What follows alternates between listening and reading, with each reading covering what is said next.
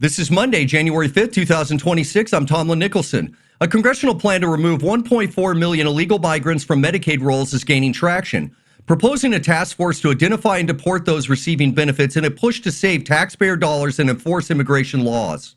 U.S. Special Forces have successfully captured President Nicolas Maduro and his wife in a high-stakes raid, marking a significant shift in international relations and drawing praise from lawmakers for bolstering America's stance against socialist regimes.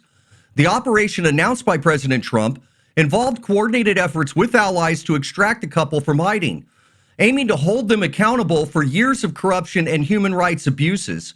Americans across the nation are reacting with a mix of surprise and approval, viewing it as a bold move that changes the course of history in Latin America. The Biden administration increased the bounty on Nicolas Maduro to $25 million in January of 2025 for information leading to his arrest on narco-trafficking charges, up from $15 million set under Trump in 2020.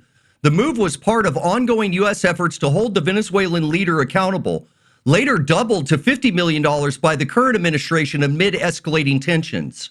The White House has suspended the visa lottery program after revelations that allowed entry to the suspect in the recent Brown University shooting, prompting calls for tighter immigration controls to prevent future threats from abroad.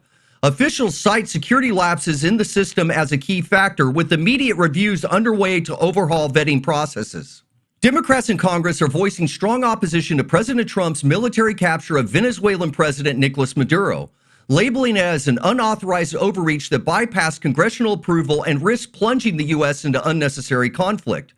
Leaders like Chuck Schumer argue the action violates the Constitution and lacks a post-operation plan, while some party members privately suggest it could be a misstep not to celebrate the dictator's removal.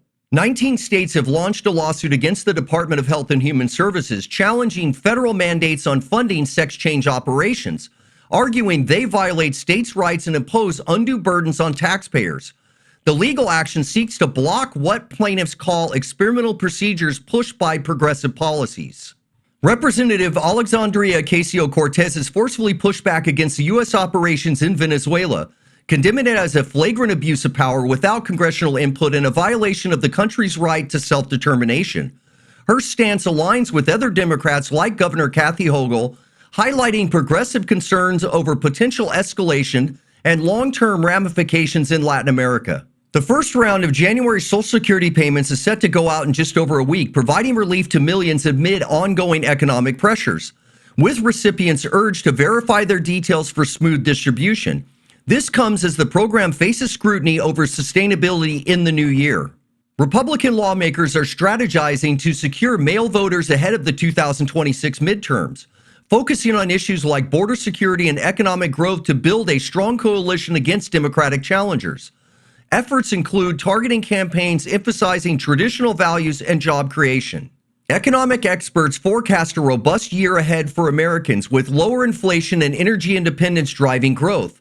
Though warnings persist about potential global disruptions affecting markets, consumers are advised to prioritize savings amid these positive indicators. Congress is outlining priorities for 2026, including tax reform and defense spending increases, as the GOP aims to maintain its majority through decisive action on key national issues. Bipartisan talks are expected on infrastructure, but with conservative guardrails.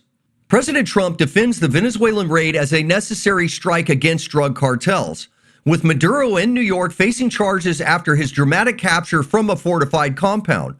Republicans largely cheer the move as a bold step for security, though some like Thomas Massey question the lack of congressional authorization.